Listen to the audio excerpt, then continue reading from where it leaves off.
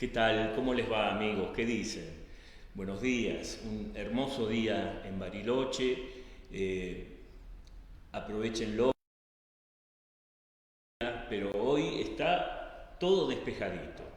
Estamos acá con Pepe, que ya pasa a saludarlos. Y bueno, estamos esperando que caigan refuerzos, vamos a ver. Si caen, saludaremos y compartirán también unos alfajores. Hoy no tenemos galletitas. Mi señora Mónica hizo unos alfajores caseros espectaculares, y si no vienen nuestras panelistas se lo perderán, así nomás. De manera que ya están saludando. Belén, ¿qué tal Belén? Buenos días. Hola Claudio, Pepe y Nati, sí, posiblemente Nati suba. Marcela Diao, ¿qué tal Marcela? Que me mandó a la mañana el WhatsApp para que la inscriba, así que al toque la inscribí y ahora está. Así que bienvenida Marcela, ahí está mi señora. Moni, te estoy alabando los alfajores, ojo, ya te hice propaganda. Coca, por supuesto, ¿qué tal Coca?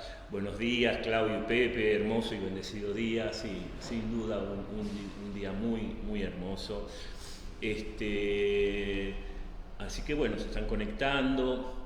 Para aquellos que no lo sepan, todos los de la comunidad supongo que lo saben, ayer fue el aniversario sacerdotal de Jorge, que ahora está en Buenos Aires, el número 32 años de su ordenación sacerdotal, así que también le mandamos un abrazo, le reiteramos el abrazo de sus 32 años de tarea pastoral desde su ordenación sacerdotal a Jorge. Así que bueno, mientras van entrando, voy saludando a los que entran, pero mientras tanto vamos presentando y le damos tiempo además a ver a las panelistas fugitivas, a ver si suben o no. Habíamos empezado a mostrar lo que significaba la herencia que nos habían dejado nuestros hermanos mayores en la fe, los judíos. Palabras de San Juan Pablo II. Los judíos son nuestros hermanos mayores en la fe. ¿Por qué? Porque la historia de la salvación, después vamos a mostrar, me olvidé, Pepe, de decirte, están numerados ahí, y después perdón, esto al aire porque me olvidé de decírselo antes, puse más imágenes. Y sí, después te voy a decir cuál, porque la primera que después vamos a ver es la de las potencias enemigas rodeando a Israel. Gracias, Pepe. Era una pequeña omisión que no había en su momento. Habíamos dicho entonces que ¿qué tal? ¿Cómo te va? Acá entra Nati, que sí va a hacerse acreedora de los alfajores, unos alfajores caseros, especialmente hoy no hay galletitas, son alfajores. Los de arriba son de Nutella y los de abajo de dulce de leche, ahí tenés el café, y de paso le hago propaganda de vuelta a mi señora, que nunca está de más. ¿Ya venimos seguidos? ¿Viste? Era porque vos después Nati se va de vacaciones, entonces vamos a estos últimos. Es un soborno. No lo había pensado como soborno, pero no creo que, a ver, igual es un mes de vacaciones, no se le niega a nadie, ¿no? Así que de todas maneras, Sofi, que nos había dicho, la voy a mandar al frente, nos había dicho que iba a venir, entonces también para el regreso triunfal de Sofi también habíamos preparado alfajores, o sea que un doble festejo. Por ahora es un festejo simple. Decíamos, habíamos empezado con esta historia de la salvación, que decíamos es nuestra propia historia de la salvación, porque al hablar del pueblo judío, toda su historia reflejada en el Antiguo Testamento es también nuestra propia historia. Eso debe quedar muy claro. y habíamos presentado un muy pequeño panorama de lo que había sido el comienzo de esa historia de la salvación, con los patriarcas, la revelación a Abraham, que con esta revelación comienza para nosotros también la historia de la salvación, de la revelación, más o menos hacia el siglo XIX a.C. Es decir, es una historia que tuvo un lugar y un tiempo, es un acontecimiento histórico de la intervención de Dios, y nosotros somos herederos de ese acontecimiento histórico. Por eso, en esta segunda parte, vamos a hacer énfasis en eso, ¿no? ¿Qué es lo que heredamos de nuestros hermanos mayores en la fe? Para no volver sobre lo que ya habíamos dicho, aquí ya está saludando también, ¿hacen delivery de alfajores?, pregunta Belén. Mira, podemos negociar, yo después te doy WhatsApp de mi señora y a lo mejor podemos hacer negocio. Silvia, hola, Claudio, Pepe y Nati, qué ricos deben estar esos alfajores. Sí, la verdad que sí, no es para, pero sí, no puedo mentir. Fer, Maidana, mi amigo de Buenos Aires, ¿qué tal? ¿Cómo va, Fer? Entonces decíamos, para no volver sobre lo que ya habíamos dicho antes, simplemente habíamos ya mencionado dos grandes hitos en la historia de salvación, que también, repito, es nuestra historia de salvación, que es el inicio de los patriarcas, Abraham, Isaac, Jacob, José, que después es capturado, llega a Egipto, y ahí se produce el gran acontecimiento que es la revelación del nombre, el nombre de Yahvé a Moisés, siglos después de esclavitud de los judíos, y el Éxodo, que es su gran acontecimiento inaugural y a partir del cual van a hacer siempre referencia. Esos, digamos, son los hitos fundamentales, además de la alianza en el Sinaí, que después vamos a hablar algunas palabritas. Entonces, si podés poner entonces, Pepe, lo que queremos ahora, es muy larga esta historia de la revelación, esta historia de la salvación que está consignada en el Antiguo Testamento. Imagínense que son prácticamente 19 siglos de historia, pero lo que queremos en este momento hacer énfasis es en cómo, en qué contexto, en qué ambiente aparecieron los profetas, que es junto con el acontecimiento inaugural de la revelación de Abraham, la promesa a Abraham, la revelación del nombre a Moisés y la alianza del Sinaí, van a ser los profetas un factor absolutamente fundamental para fortalecer la fe del pueblo de Israel, que siempre flaquea. Siempre flaquea, ¿por qué? Porque ahora, como vamos a ver cuando Pepe comparta esta imagen, ¿era Israel rodeado de las potencias enemigas? Porque esa imagen, pienso, es muy elocuente para mostrar cómo Israel, después de dividirse los reinos, es Israel al norte, Judá al sur, ahí está, siempre tienen que tener en cuenta, y lo repetimos, es apenas unas tribus, las 12 tribus de Israel, que están rodeadas estas 12 tribus de potencias mucho más fuertes que ella. De manera que desde el comienzo tuvieron que luchar, que batallar, no solo militarmente, sino por las influencias culturales, míticas, religiosas, que estas potencias imponían. Entonces, continuamente el pueblo de Israel se va a ver sometido tanto a hacer pactos para no ser sometidos, como también a pactar con dioses, siendo infiel a esa alianza original que es solo adorar al Dios de Israel.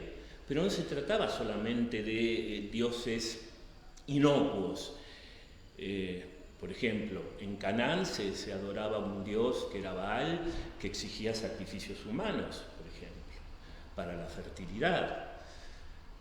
Esto se vio sometido fuertemente el pueblo de Israel cuando, siendo sedentario, cuando pasando de ser nómade a sedentario, se asentó en toda la parte de media luna fértil y empezó a ser tentado a realizar sacrificios humanos al dios de la fertilidad local, que era Baal.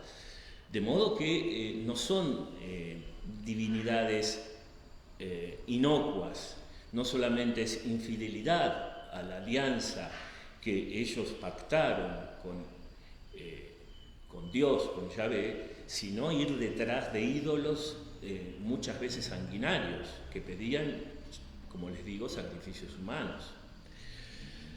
Entonces, si uno ve ese contexto, vos después, por supuesto, lo único que tenés que enfocar, porque no tenemos cámara, es después fíjate de enfocarte bien la tablet cuando quieras participar, Nati. Fíjense, esta imagen es muy elocuente y muestra cómo el pueblo de Israel fue pasando de mano en mano prácticamente. Esa historia de salvación fue muy dura para el pueblo de Israel. Fíjense, empezando con el mismo Egipto, donde las primeras tribus fueron esclavizadas por el faraón.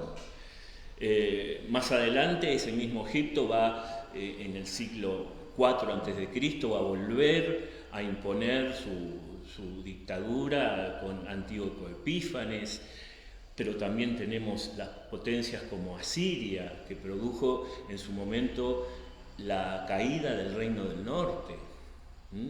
Después tenemos Babilonia que destruyó el templo y deportó a los judíos del Reino del Sur, los deportó a una tierra extraña, donde tuvieron que tributar a dioses extranjeros. Estaban como tentados de hacer eso, mitologías totalmente ajenas a Dios como Señor de la creación. Persia, que en este caso es la única potencia favorable, digamos, porque el rey Ciro los liberó de esa esclavitud y pudieron volver a la tierra prometida, a su propia patria, ¿no? Y reconstruir el templo. Pero después, inmediatamente, entraron de vuelta bajo el dominio griego con Antíoco Epífanes, que fue uno de los sucesores del gran conquistador Alejandro Magno, para por último pasar a las manos de Roma, que fue el último de los imperios, porque después vino la destrucción del templo y la dispersión del pueblo judío hasta el año 1948, si no recuerdo mal. Sí, 1948, 20 siglos después, que fue cuando volvió a fundarse la nación de Israel. Es decir, hasta ese momento lo que se llama la diáspora, ¿no? Vivieron en la dispersión por todo el mundo.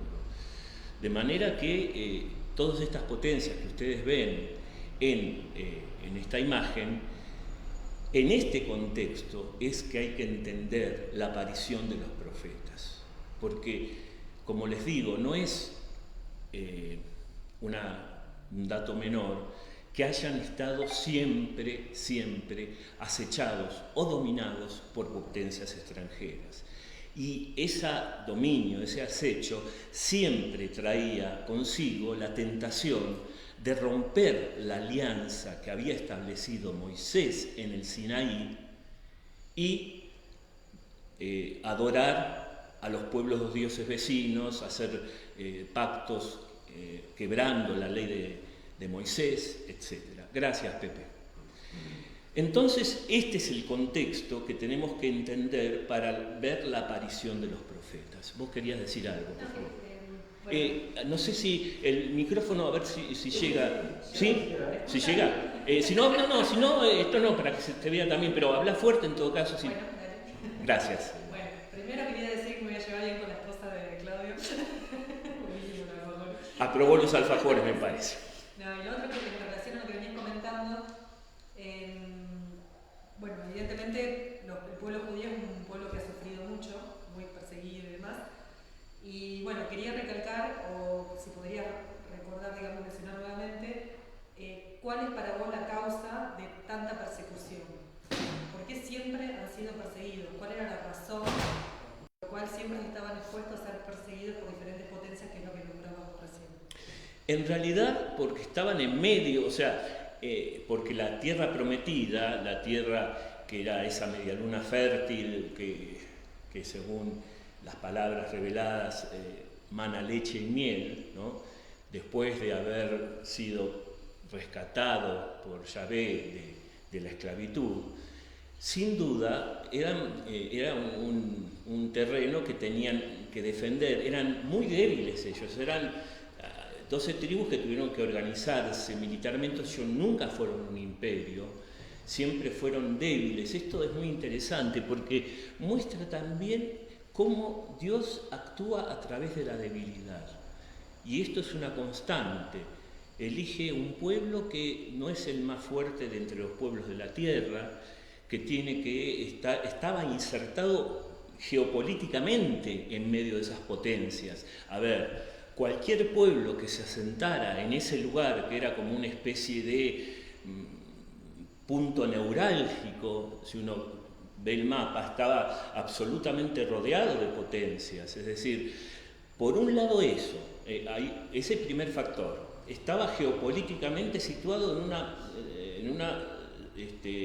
en una zona codiciada, en una zona que era punto de tensión entre muchas potencias, pero además, cuando era conquistada, se negaba a rendir a aquellos que querían permanecer fieles a la ley, se negaban a rendir culto a los dioses paganos. Y eso trajo persecución. Pongo el ejemplo muy claro y concreto de cómo Antíoco Epífanes, lo que está narrado en los dos libros de los Macabeos, Judas Macabeos y sus hermanos, ahí narran martirios terribles por negarse. Este Antíoco Epífanes era un rey muy cruel que quería someter a los judíos a sus propias leyes, a sus propios dioses, y no aceptaba que quedaran fieles al Dios de Israel. De manera que esto también produjo la persecución. Y sin ir más lejos, o sea, mucho más para acá y reflejado en el Nuevo Testamento, las persecuciones que sufrían los judíos por negarse a adorar al emperador como si fuera Dios. Eso también trajo persecución, y el alzamiento militar de los judíos en esa época, los llamados los celotes, porque querían romper el yugo romano, porque de vuelta los obligaban muchas veces a adorar a Dios, al emperador como Dios. Y es la causa también por la cual los primeros cristianos fueron perseguidos. Una de las causas era por ateísmo, decían. ¿Por qué por ateísmo? Porque se negaban a considerar al emperador Dios.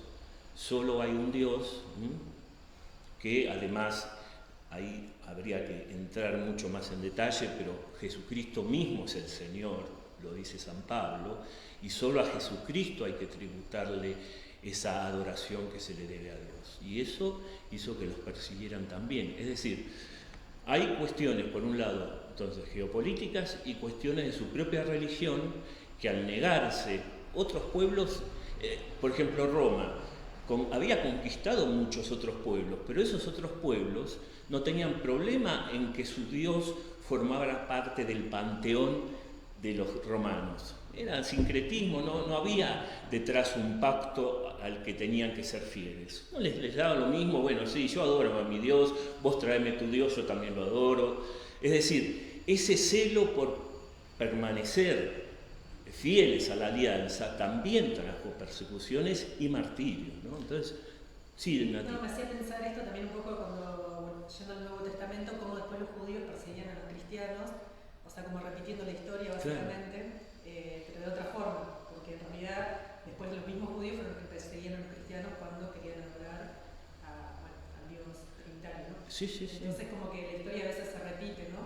Y sí, porque fíjate que es una de las cuestiones que uno se pregunta seguido, ¿no? Bueno, ¿por qué no reconocieron a Jesús? ¿Por qué no lo siguieron? Bueno, si uno ve la historia reflejada en el mismo Nuevo Testamento, las pretensiones de Jesús eran escandalosas para el pueblo de Israel.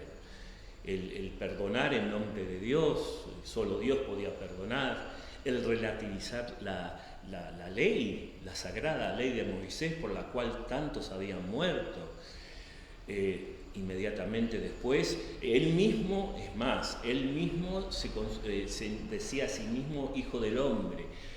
La figura de Hijo del Hombre es una figura del libro de Daniel que todos los judíos tenían muy clara, que era una figura mesiánica que tenía poderes divinos y que en el libro de Daniel aparece como Dios mismo dándole el poder y la gloria a esa figura. Relativizar el sábado, ponerse él, yo les digo, con la autoridad que quién se la da, poniéndose él, relativizando la ley, relativizando el sábado, relativizando el templo, destruyan este templo y yo lo reconstruiré. Es decir, hay muchas cuestiones que ya en la vida de Jesús escandalizaban a los judíos. Y mucho más después cuando el mismo Pablo, poco tiempo después, dice que Jesús es el Señor. Imagínense para los judíos reconocer a Jesús como Señor, Kyrios, que es Dios, ante un pueblo que había sufrido martirios por mantenerse puro en su fe monoteísta. Si esto no era cierto, corría el riesgo no solamente su vida mortal, su existencia eterna, porque estaban cayendo en la peor de las blasfemias, es decir, solo aquellos que tuvieron el corazón y la mente abierta pudieron reconocer a Jesús. Fue un resto fiel nada más. Y aún ellos, en vida, reconocieron y siguieron a Jesús, pero no terminaron de entender sus palabras. Por eso no les cayó la ficha cuando Jesús les decía la típica reacción de Pedro, yo no voy a permitir. Él empezó a decir que el Hijo del Hombre debía sufrir mucho y resucitar. Pedro se quedó con la primera parte, debía sufrir mucho, no lo voy a permitir porque el Mesías tenía que ser un Mesías glorioso, un Mesías triunfante. No escuchó la segunda parte de Jesús que decía, pero al tercer día voy a resucitar. Por eso es que ni siquiera a los mismos discípulos les terminaba de caer la ficha, como se dice hoy en día. Y cuando se apareció Jesús resucitado, no lo podían creer. Primero no creyeron el testimonio de las mujeres y después no lo podían creer. Y Tomás el incrédulo, que no estaba ahí, no, si no lo veo no lo voy a creer. Esa es la reacción. Es decir, hay mucho de esto, de, por un lado, tener el corazón abierto a escuchar las enseñanzas a un Jesús que los había llamado. Pero por otro lado, ese acontecimiento que fue la aparición de Cristo resucitado en medio de ellos, que le dio vuelta a la cabeza, digamos, y les cambió la vida, ¿no? Entonces, yo diría que hay mucho detrás para entender por qué aquellos judíos que no tuvieron ese corazón abierto, que fueron los más, lamentablemente, que fueron los que no supieron abrir su alma a las enseñanzas de Jesús, para ellos era una blasfemia. Y seguro que era una blasfemia. Si Jesús no era el Hijo de Dios, era un blasfemo. O sea, si Jesús no era el Hijo de Dios y para eso había que tener el corazón y la mente abierta para aceptarlo, sin duda que era la única reacción posible era el escándalo, ¿no? Bueno, yo para defensa de los judíos... Estamos hablando de nuestros hermanos mayores de la fe, claro. En realidad, si toda esta persecución que vos venías contando de ellos, y a pesar de eso se mantuvieron firmes en la fe de ellos, cuando vino Jesús, para ellos hubiera sido como otro de los tantos dioses que le hubieran ofrecido antes, digamos. Entonces, en cierta forma es, más allá de que no, bueno, no tenían abierto el corazón y demás, fueron fieles. Ahí es donde está el tema, me parece, porque ellos ya le venían ofreciendo otros dioses y se mantuvieron fieles. Vino Jesús y se mantuvieron fieles a la creencia. Con esta diferencia, primero, ¿no? Que vamos a hablar de los profetas. Se venía anunciando que iba a haber un profeta. Deberían haber estado más, a ver, uno lo dice fácil porque puede ser que uno también se sumara a aquellos que rechazaron a Jesús. En eso no tenemos que ser hipócritas. Pero Jesús mismo lo dice, escuchen a los profetas. Los profetas lo venían anunciando que iba a venir un Mesías. Después se reveló cosas que eran revolucionarias, pero por lo menos tener la receptividad de aquello que se anunciaba. Isaías mismo anunciaba que el Mesías no iba a ser un Mesías glorioso y triunfante que iba a derrotar a los romanos. Iba a ser un Mesías sufriente que iba a cargar con la cruz. Ya estaban los profetas eso. Había muchas profecías al respecto. Entonces eso tendría que haber conseguido más sensibilidad de parte del pueblo. Pero repito, no caigamos en la hipocresía de decir, bueno, sí, yo si hubiese estado en esa época seguro lo hubiese seguido. Ahí está el tema, ¿no? ¿Qué sensibilidad podríamos llegar a tener? ¿Qué escuchamos? ¿Qué no escuchamos? Es un misterio de la salvación. Pero para terminar este tema, el mismo Pablo dice que uno de los grandes misterios que va a traer la segunda venida es la conversión también del pueblo de Israel. Conversión no en el sentido que sea malvado, sino en el sentido que terminen de reconocer a Cristo como el Mesías, ese Mesías que están esperando, ¿no? Es un misterio también en la historia de salvación, pero repito, su historia es nuestra historia y por eso son nuestros hermanos mayores. En eso yo creo que tenemos que tener muy claro, ¿no? Eso. No sé si querés... No, simplemente un llamado a la reflexión y te dejo si seguís. Sí. No, que por ahí la actitud de los judíos que por ahí preguntaba yo al principio, de que primero fueron perseguidos, fueron ellos los que persiguieron, digamos, también nos hace un llamado a reflexión nosotros, de que muchas veces aquello que criticamos, después nos volvemos los primeros criticadores, digamos. Sí, ¿no? sí. Entonces, también que tengamos cuidado con eso me lo digo a mí misma también, ¿no? Que a veces que uno critica algo, que me persiguen, que me trata mal, que esto que lo otro, y después yo voy y hablo mal de otra persona y hago lo mismo que a mí me molestaba, digamos, ¿no? Entonces, por ahí para un llamado de reflexión para todos, ¿no? De que no repitamos también nosotros aquello que nos molesta o que nos hace daño. Por supuesto, seguro. Gracias. Acá, mientras tanto, Graciela Stuckrat se conectó. ¿Qué tal, Graciela? Norma y Garzábal, ¿qué tal? Buenos días. Espero no dejar a nadie en el tintero. Entonces, aquí es donde estamos presentando, gracias a este comentario de Nati, el papel decisivo que tuvieron los profetas.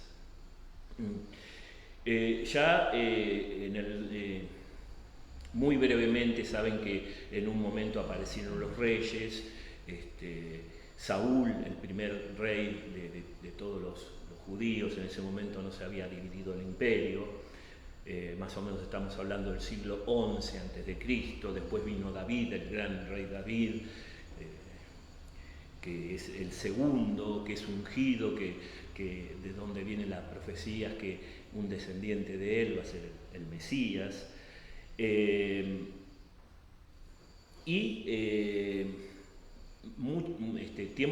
Poco tiempo después, su hijo Salomón, en un momento de gran prosperidad, construye el templo, ya estamos hablando más o menos del siglo X a.C.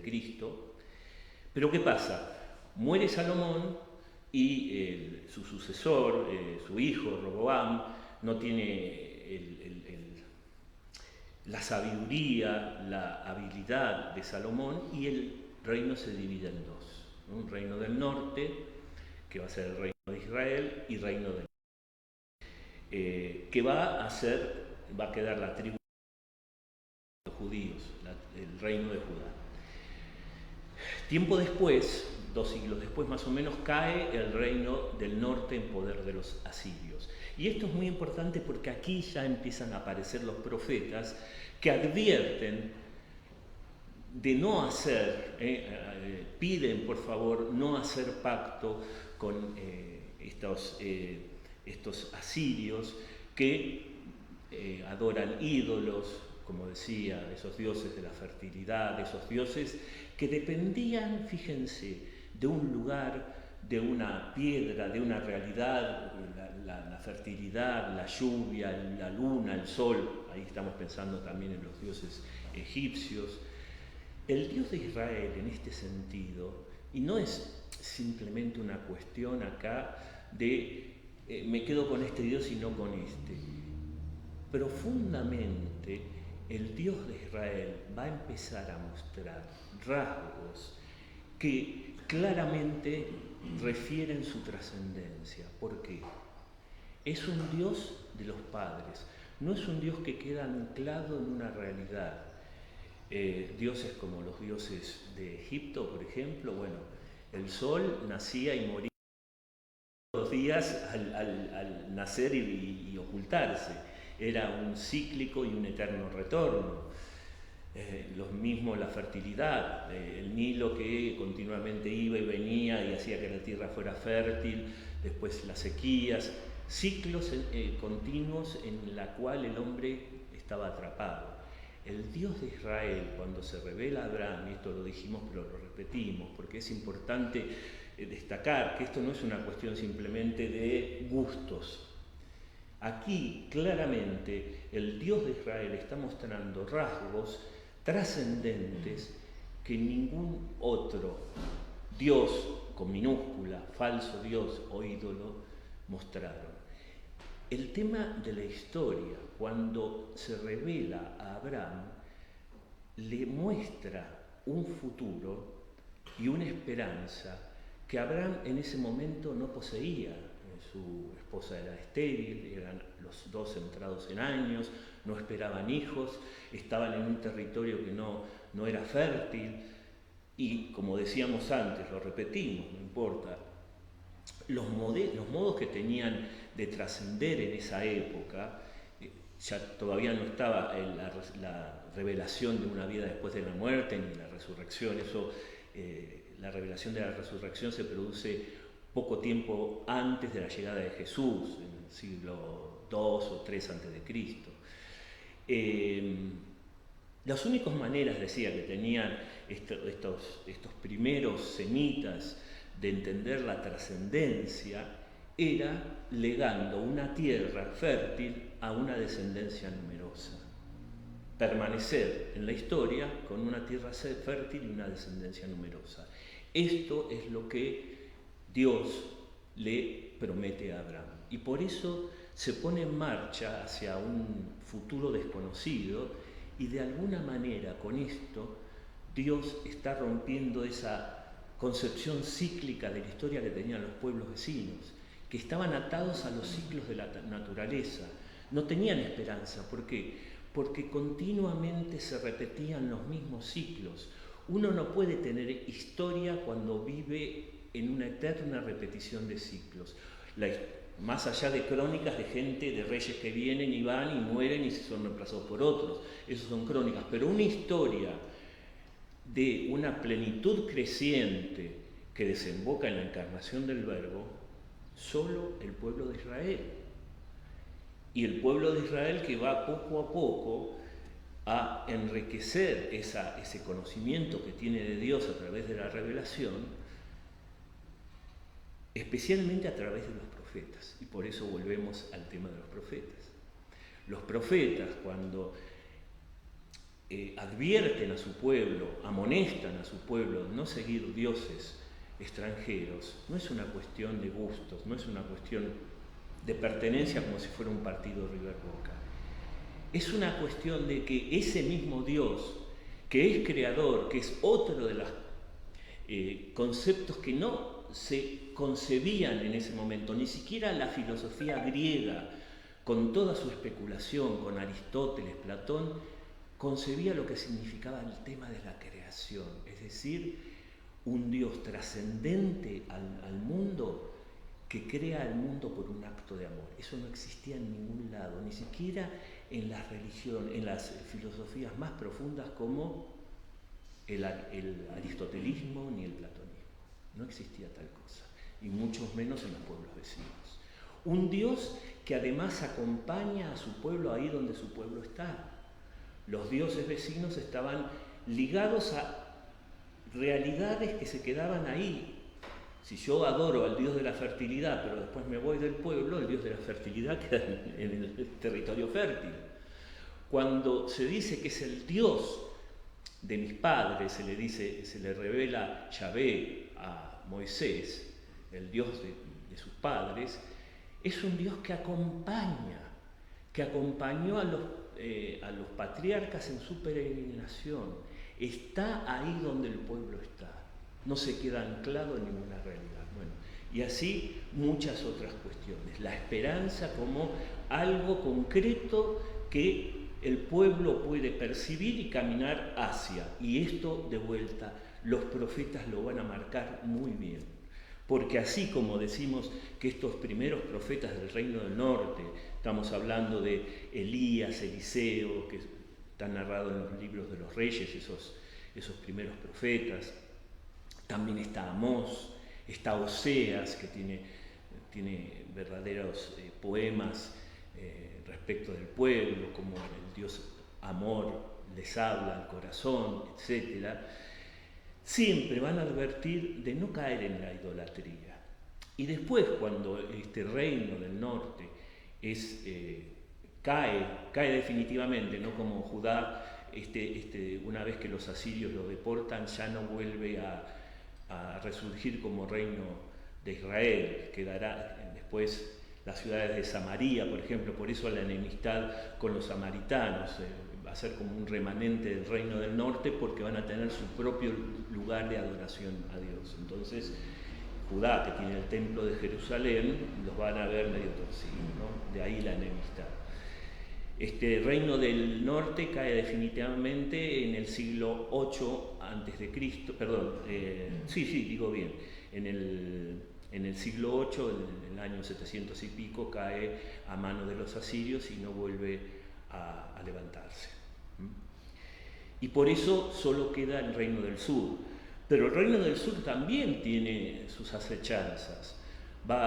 Uno de los primeros golpes que van a recibir es de parte de Babilonia, y ahí están también los profetas del reino del sur, los grandes profetas, como por ejemplo Jeremías que antes del exilio, de la catástrofe del exilio, que es la invasión de Babilonia, la destrucción del templo, ya Jeremías viene avisando esta catástrofe inminente, a menos que se conviertan y purifiquen el corazón. Tiene grandes lamentaciones, las lamentaciones de Jeremías son realmente poemas desgarradores, donde narra la caída de Jerusalén por la infidelidad del pueblo. Ezequiel va a aparecer, otros grandes profetas, lo que llaman los profetas mayores, durante el exilio. Isaías, que ya había aparecido antes, y este es una especie de segundo Isaías, forma parte del mismo libro de Isaías. Los que saben dicen que hay un segundo profeta que empieza sus narraciones en el capítulo 40, que es este Isaías que acompaña al pueblo de Israel en el final del destierro. Y de este Isaías vamos a recoger esos hermosos cánticos del siervo sufriente de Yahvé, esas profecías impresionantes donde va a mostrar cuál es la figura de Cristo en la pasión. Ese Cristo que sufre por nosotros y cuyas llagas nos traen la salvación. Esto lo dice Isaías siglos antes de la encarnación, al final del exilio, que dura entre los años 586 y 539 a.C., ¿no? O sea, el siglo VI a.C. Ya existe esa profecía. Es decir, aquí no solamente los profetas advierten al pueblo que purifique su corazón, sino que también va a anunciar un día en que Dios va a intervenir decisivamente en favor de los judíos.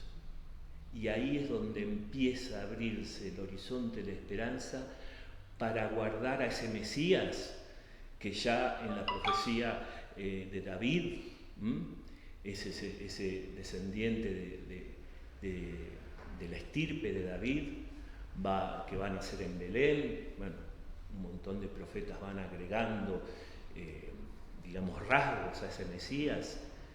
Empieza a esperarse ese día final donde Dios va a intervenir decisivamente. Entonces, no solamente los profetas son encargados de llamar al pueblo a la conversión para que vuelvan a la fidelidad, sino se dan cuenta, y en esto hay dos pasajes muy bonitos, tanto de Ezequiel, capítulo 37, como de Jeremías, capítulo 31, donde dicen esto.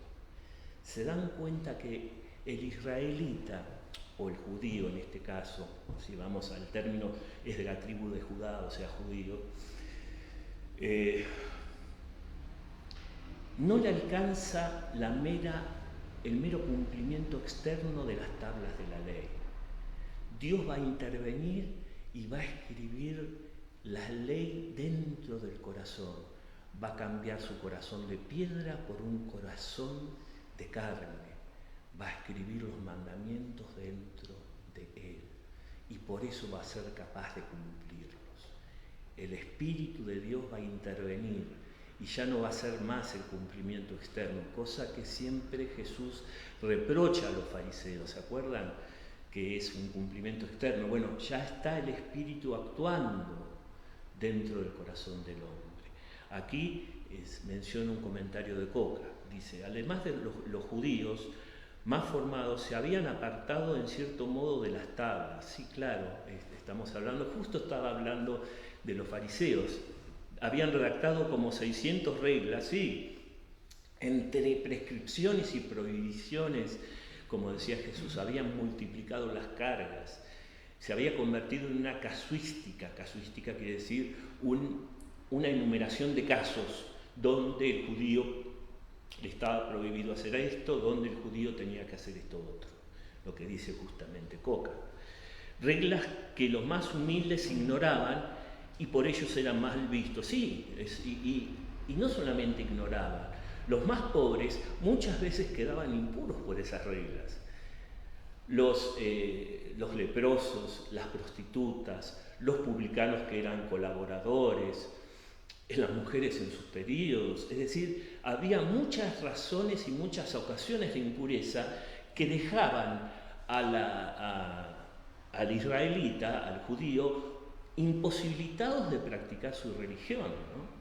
Era una gran, pesada carga, por cierto, y eso es lo que Jesús criticaba, dice Coca, con toda razón. Le criticaba justamente a los fariseos, eso es el espíritu farisaico de multiplicar las normas y quedarse con la letra y no con el espíritu de la letra, ¿no?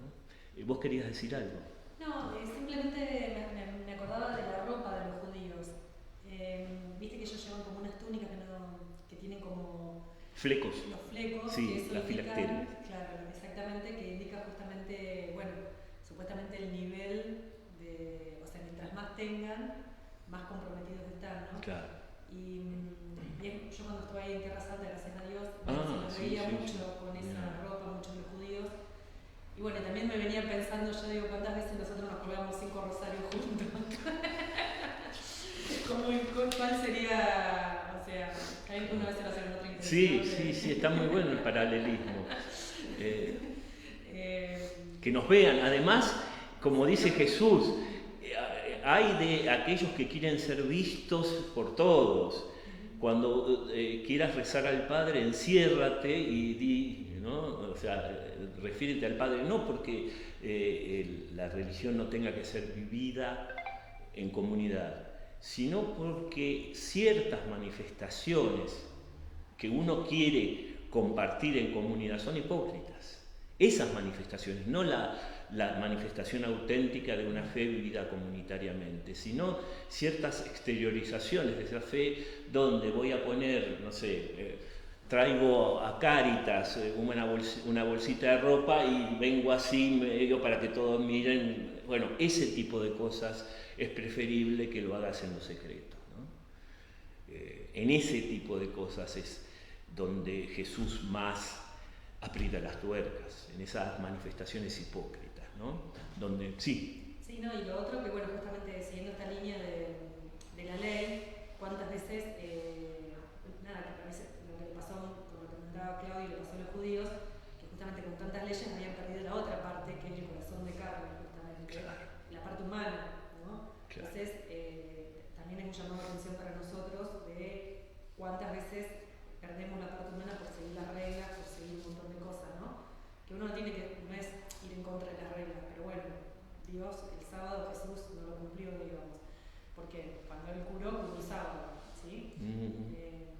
Así que bueno, hay muchas historias sobre el tema, casos reales sobre el tema de los judíos, donde por ejemplo nos contaban allá en Israel, de que una señora había quedado encerrada en un ascensor, tuvo que pedirle a alguien que no sea judío que venga a ayudarla porque ella no podía hacer trabajo.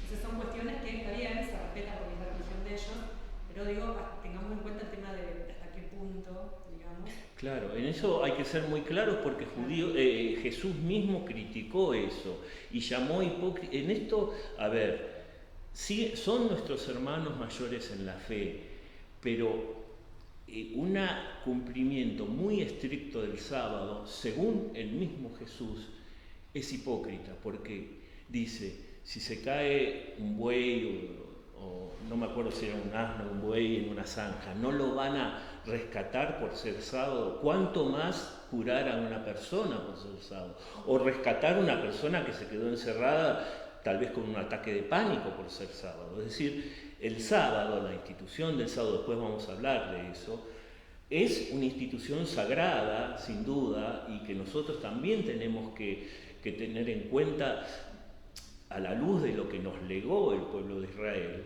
que es una institución que celebra ese día en que Dios descansó. Esto hay que reivindicarlo. ¿Qué quiere decir que Dios descansó? Quiere decir que destinó ese día a la contemplación.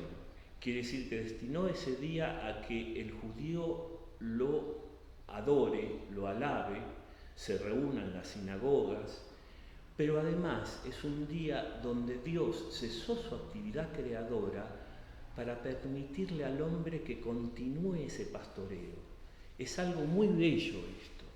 Fíjense, Dios es omnipotente, Dios es todopoderoso y es creador. Sin embargo, cesa su actividad creadora el séptimo día y las últimas palabras de Dios antes de terminar su obra creadora, tanto en el Génesis 1 como en el Génesis 2, que son los dos grandes relatos de la creación que separados por siglos, dos tradiciones diferentes, le dice prácticamente lo mismo. Ahora es misión de ustedes pastorear la tierra. En Génesis 1 dice concretamente, sometan la tierra en el sentido no de violentarla, sino en el sentido de hacerse pastor de la creación. Y en Génesis 2 igual, le manda a poner nombre a los animales y a encargarse, o sea, ponerle nombre es tener una relación concreta con lo que se nombra y con eso también encargarse de la creación. Entonces, ese séptimo día que narra el Génesis 1 es el momento donde Dios, si quieren decirlo de esa manera, ejerce su poder, su omnipotencia, dando un paso al costado. ¿Qué quiere decir esto? Dios, siendo omnipotente, le da un umbral al hombre para que avance con su libertad. Le permite al hombre, le otorga, le regala al hombre su libertad y puede con su libertad tanto ignorar al hombre, ignorar a la creación, como ser pastor y ayudar a la actividad creadora de Dios, ¿no? Por eso el sábado es una celebración muy profunda Y hablando de los legados, no tenemos que olvidar de eso. Sin duda para nosotros el día más importante de todos es el domingo, que por supuesto celebramos el día en que Cristo resucitó. Pero no, y el sábado, como dijo él, como dijo Cristo, fue creado para el hombre y no el hombre para el sábado. Pero no perdamos de vista que el sábado es un gesto que invita al hombre a alabar a Dios y además a recoger la antorcha que Dios mismo quiere que el hombre recoja, aún él siendo omnipotente. Esto es lo que quiero que se entienda. Dios es omnipotente y sin embargo deja un espacio al hombre para su libertad, para que el hombre se haga cargo. Es la manera de ejercer la omnipotencia como servicio, como nos dice Francisco. El verdadero poder es el servicio.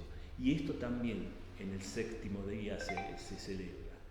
Cómo Dios ejerció su omnipotencia como servicio y dio al hombre, primero, la capacidad de alabarlo, pero también la capacidad de responder a esa invitación, tomar esa vara de pastor y seguir la actividad creadora, ¿no?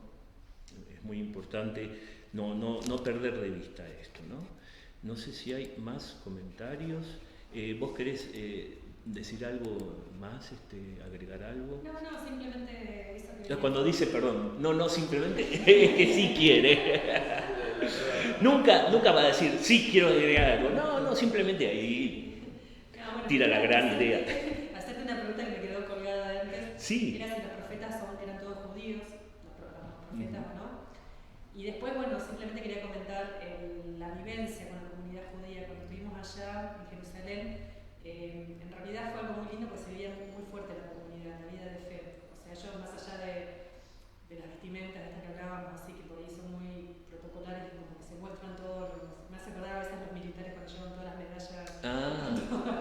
Bueno, entonces uno como que veía el nivel de compromiso y santidad, entre comillas, de los judíos, sí. Pero en realidad fue una comunidad muy linda, se los veía muy, por lo menos en esa zona, se los veía muy unidos. Y los chicos muy divertidos, muy alegres.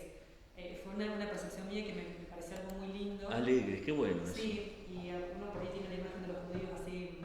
solemnes. Sí, tal cual. Y los chicos con las vestimentas, inclusive las vestimentas que ellos, las túnicas. Pero con alegría. Se divertían, se notaba que era una comunidad que eran todos judíos y practicaban, o sea, vivían en la armonía, digamos, ¿no? Y eso fue algo muy lindo de poder compartir con ellos. Qué lindo. Pero bueno, lo más que nada era para compartir un poco la vivencia y que bueno, que nuestros hermanos tenemos que aprender mucho de ellos, ¿no? Es algo que esa parte del compromiso con la oración, respetar las horas de oración, más allá que por ahí no estemos completamente de acuerdo, por lo menos porque no lo conocen a Cristo, pero sí es algo muy lindo de reconocer el nivel de compromiso que ellos tienen en su adoración, digamos, hacia Dios. Muy bien. Y me habías dejado una pregunta. Ustedes saben que en general israelita es sinónimo de judío, pero estrictamente en la historia del pueblo de Israel no es así. Por eso vos traigo a colación esto por tu pregunta.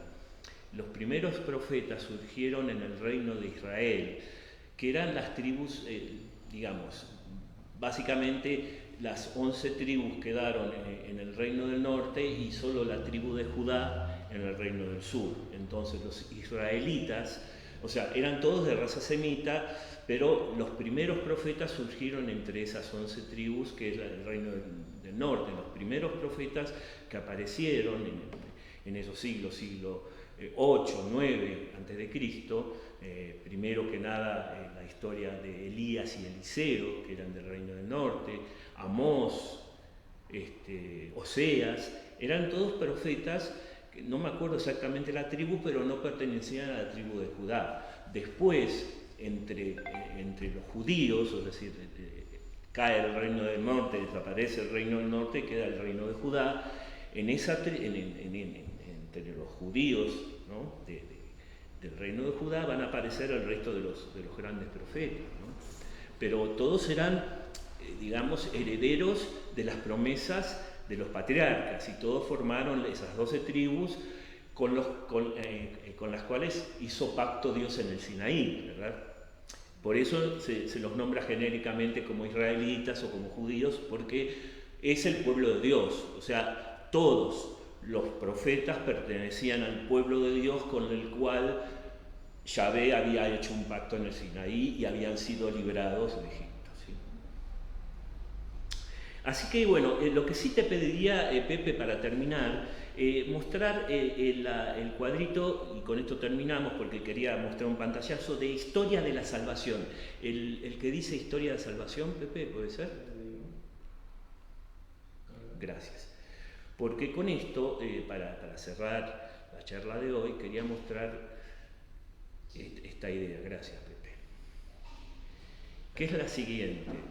Cuando mostramos y narramos esta crónica histórica del pueblo de Israel y dijimos que esto es una historia de la salvación, esta es la manera, y espero que más o menos se vea, en que tenemos que ver esa historia que no son solamente datos, fechas, números, reyes, que van cayendo, que van apareciendo, imperios que conquistan. Nosotros, y por eso dice la historia judeo-cristiana de la salvación, tenemos que ver esto bajo el prisma sobrenatural de la acción de Dios. Y por eso esa historia, que puede ser despojado de esta dimensión, una crónica más de un pueblo más entre otros pueblos que tuvieron sus reyes, sus luchas, sus conquistas y sus derrotas, tenemos que verlo justamente como una historia de la salvación. Y esa es la gran herencia que nos deja el pueblo de Israel. Fíjense, aquí aparece el plan de Dios, ese Dios uno y trino que se nos revela acabadamente en Jesucristo, pero tuvo que pasar 20 siglos para esto, ¿no? Desde la primera revelación a Abraham. Pero como desde el inicio mismo del universo Dios está actuando. ¿Por qué desde el inicio mismo? Porque, bueno, en su momento lo hemos dicho, el mismo universo en su creación, hace 14.000 millones de años, estaba dirigido con todo ese ajuste fino de las maravillosas leyes que tiene el universo, para que finalmente apareciera vida y vida inteligente en nuestro planeta, tal vez en otros, pero lo que nos interesa es en nuestro planeta. Y por eso está recogido también en la creación de Adán y Eva y la creación del mundo, ¿no? Y cómo a partir de la creación está el drama de la caída, de ese primer pecado original, está enmarcado dentro de esa historia de la salvación. Y cómo hay un comienzo, una preparación de esa revelación que después, estamos hablando, no estamos contradiciendo la ciencia, estamos hablando a escalas biológicas y cosmológicas según lo que la misma ciencia nos dice. Más o menos será 1 millón de años la antigüedad que tiene el Homo sapiens, no sé, eso yo no soy antropólogo, paleontólogo, eso lo dirá la ciencia, pero desde ese primer momento hubo un pecado original y un dar vuelta a la espalda. Fíjense cómo Dios, a través de esos miles y miles de años, fue preparando el terreno para que, primero con toda la historia previa, que es la historia de, primero Caín y Abel, la Torre de Babel, Noé, todas esas historias que narran el Génesis 1 a 11, toda esa preparación para la historia de la revelación donde Dios se da a conocer y empieza a actuar en el mundo, que recién viene en el año 1850, son 19 siglos. Piensen, si el hombre tiene 1 millón de años, medio millón de años de antigüedad, ¿cuánto tiempo pasó hasta que en el siglo XIX a.C. por fin empieza la historia de la revelación? Y cómo esa historia de revelación va desarrollándose a través de esos siglos, con Abraham, con los patriarcas, con Moisés, con los profetas, y como esto llamamos nosotros la antigua alianza, una antigua alianza que va dirigida al anuncio, a la profecía de ese Mesías que tenía que venir en ese día decisivo, que va a ser la palabra definitiva del Padre, que justamente es Jesús. Jesús, que es el Verbo hecho carne. Y cómo con el envío del Espíritu Santo y Pentecostés sigue esa historia de salvación recogida por los Hechos de los Apóstoles, los cuales eran judíos también los apóstoles. Entonces, esto se prolonga a lo largo de la Iglesia, que después se abre a los pueblos paganos, se incorpora más gente, se abre a todas las razas, gracias especialmente a la intervención de Pablo. Pero todo este conjunto que ven en este cuadro sinóptico, digamos, donde se van apareciendo las diferentes etapas, hay que leerlo como una historia providencial de la intervención de Dios. Entonces, esto es lo que queríamos dejar claro.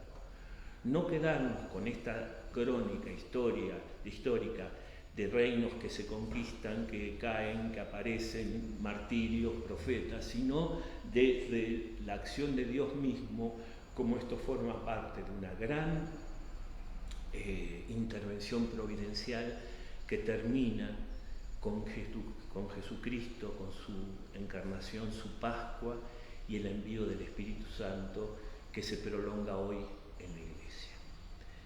Entonces, y que va a terminar y que tiene un final importante, y cierro con esto, que es la parusía. No queda la historia inconclusa, sino que la Iglesia peregrina va en camino hacia una plenitud final, que es la segunda venida de Cristo. ¿Ven? Entonces, toda esta historia que hemos mencionado está encaminada y hay que mirarla desde este punto de vista. No sé si querés agregar algo. Se ríe, pobre, no, dale, no te intimides, yo en medio te... por favor. En realidad quería, justamente hablando, que venías hablando del tema del camino, bueno, ahora estamos en un camino justamente preparándonos para el nacimiento del niño Jesús, ¿no? Sí. Así que bueno, en cierta forma, como Dios fue preparando la humanidad, la historia de cada uno de nosotros, para que lo recibamos, hoy estamos en un tiempo, justamente en el tiempo de Adviento, que tendríamos que estar dispuestos para que Jesús nos prepare y pueda nacer en nuestro corazón de nuevo. Así que continuamos el camino de la preparación. Exacto, porque además, y acoto esto y cierro, juro que cierro, el Adviento no tenemos que pensarlo solo en función de ese acontecimiento que parte en dos la historia de la humanidad, empecemos por ahí. También es un Adviento que apunta y espera el Adviento definitivo de Jesús en gloria. Esperamos al mismo tiempo ese nacimiento, que es el punto de inflexión de la historia, que es la Navidad, pero también esperamos esa segunda venida que va a cerrar la historia, va a ser la consumación de la historia. Es un Adviento que tiene como doble dimensión y por eso es tan importante esa venida. Así que bueno, les agradezco entonces y cerramos la vez que viene y después seguimos, después de cerrar, hablando de algunas tradiciones y fiestas judías para cerrar el tema de nuestros hermanos mayores en la fe. Vamos a seguir después con el Islam y con otras religiones, si Dios quiere. Así que bueno, nos vemos en la próxima. Les pedimos, ojalá que tenga un muy buen descanso Nati, y vamos a agarrar la Sofi de Prepo para que venga, porque si no, no vamos a tener panelistas. Así que bueno, ya irradié esta amenaza terrible, la irradié por el streaming. No, así que presiona a Pepe, también, que tiene una gana de charlar últimamente. No sé, pero bueno, por supuesto está invitado, pero yo tomo las intervenciones de Pepe como especies de milagro, de fogonazos de luz del espíritu, y es como que, no sé, pero sí, también tendría que... Y acá Coca te dice, Belén dice, bueno, muy buen... a ver, vamos por parte porque hubo varias. Dice Coca, ¿qué recorrido? Ay, Dios, se me pasa. Dice, perdón, ¿qué recorrido más rico de la historia de salvación? Bueno, gracias, Coca. Que Dios bendiga nuestra espera. Marta Zavala, desde México, dice, gracias. Belén dice muy buen desayuno, gracias, interesante y completo, gracias. Feliz vacación, felices vacaciones, te dice Coca. Y bueno, si Dios quiere, después no voy a hacer anuncios, pero vamos a ver después cómo vamos, no es que nos vamos a retirar ni nada, vamos a ver cómo vamos manejando nuestras propias vacaciones. Ya lo vamos a ver, por ahora nos vamos a seguir viendo durante el mes de diciembre. Así que bueno, gracias Pepe también, gracias Nati, y nos vemos la próxima, si Dios quiere. Muchas gracias.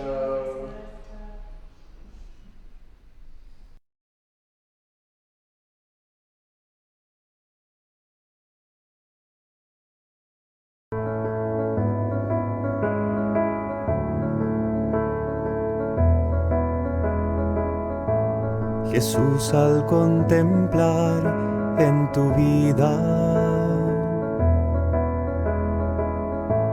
el modo que tú tienes de tratar a los demás, me dejo interpelar por tu ternura, tu forma de amar nos mueve a amar.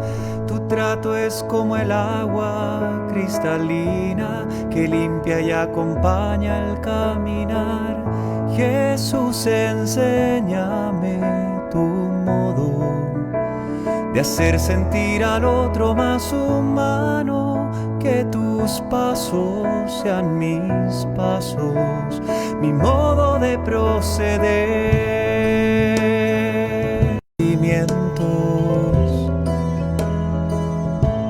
Mirar con tu mirada, comprometer mi acción,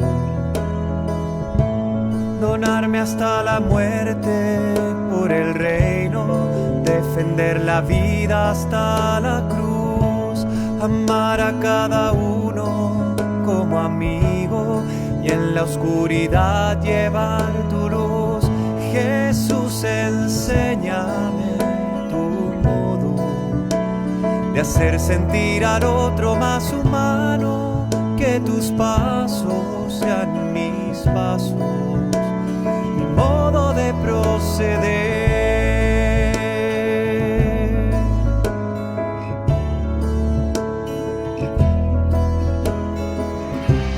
Jesús, yo quiero ser compasivo con quien sufre, buscando la justicia, compartiendo nuestra fe, que encuentre una auténtica armonía entre lo que creo y quiero ser. Mis ojos sean fuente de alegría